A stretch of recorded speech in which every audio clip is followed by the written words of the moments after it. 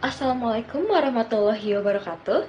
Perkenalkan, nama saya Putri Dahora Fida dengan NIM S1A023103.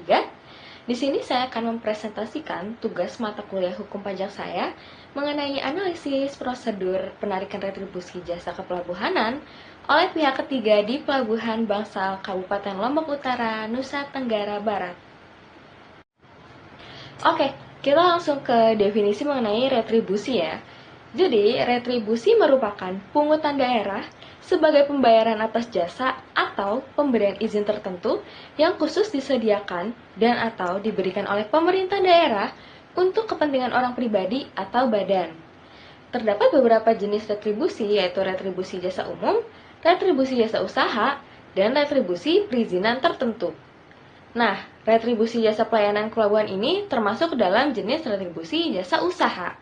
Retribusi ini dikenakan atas penggunaan fasilitas dan layanan yang disediakan di pelabuhan, seperti bongkar muat barang, penyimpanan, serta pelayanan kapal dan penumpang. Dengan adanya retribusi jasa kepelabuhanan, pemerintah daerah dapat memastikan pelabuhan beroperasi secara optimal, meningkatkan efisien pelayanan, serta mendorong pertumbuhan ekonomi melalui aktivitas perdagangan dan transportasi laut. Nah, apa sih perbedaan pajak dan retribusi? Pajak adalah pungutan wajib yang dibayar rakyat untuk negara dan akan digunakan untuk kepentingan pemerintah dan masyarakat umum. Rakyat yang membayar pajak tidak akan merasakan manfaat dari pajak secara langsung, karena pajak digunakan untuk kepentingan umum, bukan untuk kepentingan pribadi. Pajak adalah iuran wajib yang masuk ke kas negara. Sedangkan retribusi ialah iuran wajib yang hanya ditujukan ke orang-orang yang mendapatkan kenikmatan layanan-layanan tertentu dan masuk ke dalam kas pemerintah daerah. Selanjutnya, mengenai retribusi jasa kepelabuhanan di Pelabuhan Bangsal.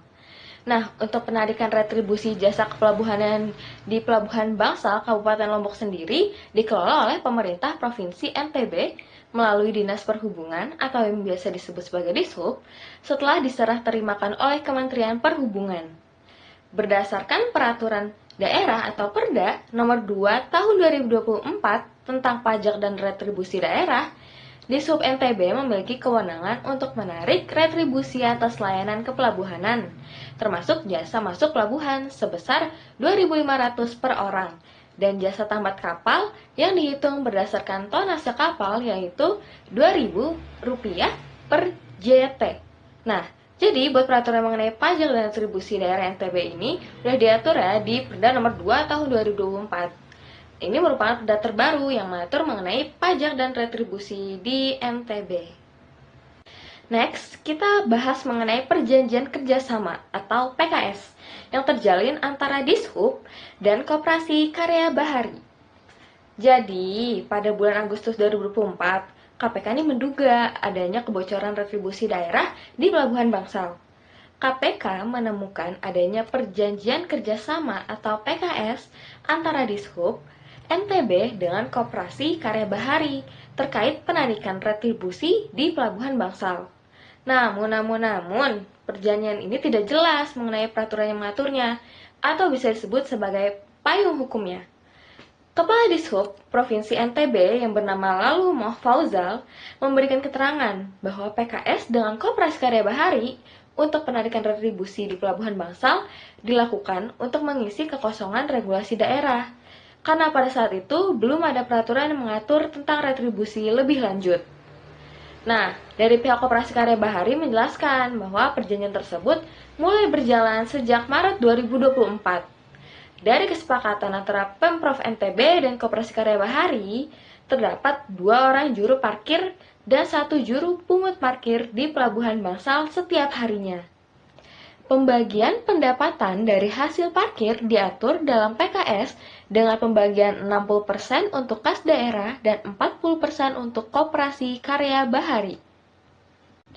Apakah prosedur penarikan retribusi oleh pihak ketiga di Pelabuhan Bangsal sudah sesuai dengan peraturan perundang-undangan?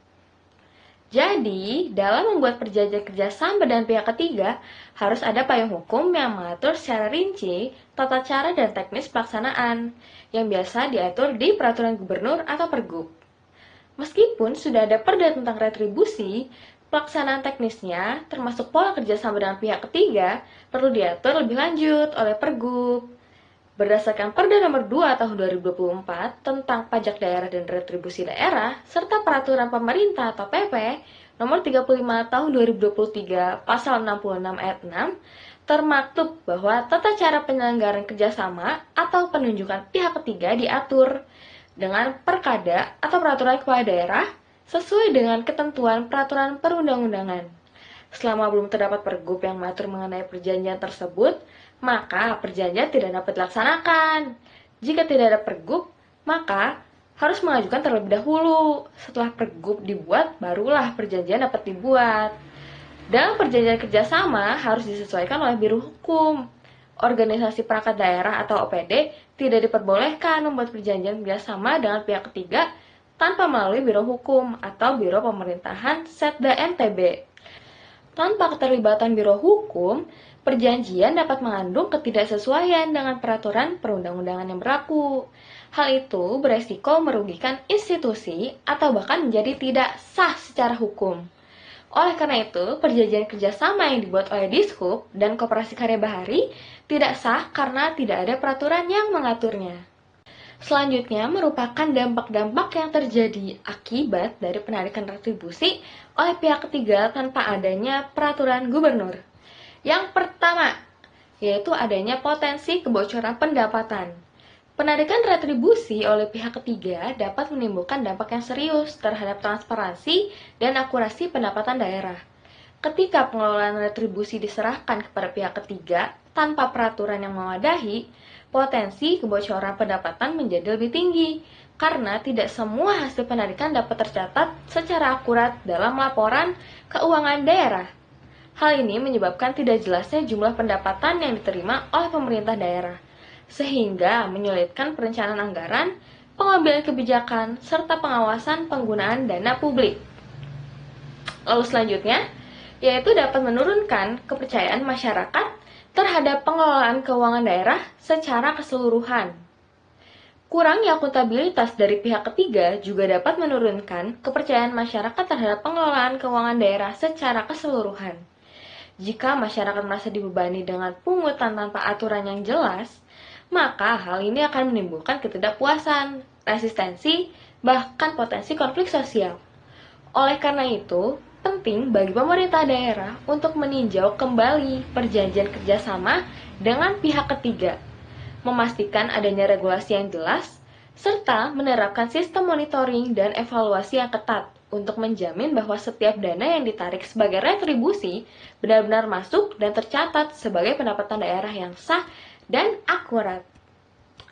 Yang terakhir, yaitu tidak sahnya penarikan retribusi. Penarikan retribusi yang dilakukan oleh Koperasi Karya Bahari dapat dikategorikan sebagai pungutan liar atau pungli, karena tidak memiliki legitimasi berdasarkan peraturan perundang-undangan yang berlaku. Hal ini dapat memicu konsekuensi hukum serius, baik pihak ketiga yang melakukan penarikan maupun bagi instansi pemerintah yang bekerja sama. Dari sisi administrasi pemerintahan, tindakan tersebut mencerminkan lemahnya tata kelola dan pengendalian internal, serta dapat merusak integritas dan akuntabilitas lembaga pemerintah yang terkait. Jadi, kesimpulan dari materi presentasi saya yaitu, salah satu sumber utama dari pendapatan asli daerah atau PAD adalah pajak dan retribusi daerah, termasuk retribusi jasa kepelabuhanan yang memiliki potensi besar dalam mendorong pertumbuhan ekonomi daerah. Namun, dalam praktiknya, pengelolaan retribusi harus memiliki dasar hukum yang jelas agar tidak menimbulkan penyimpangan.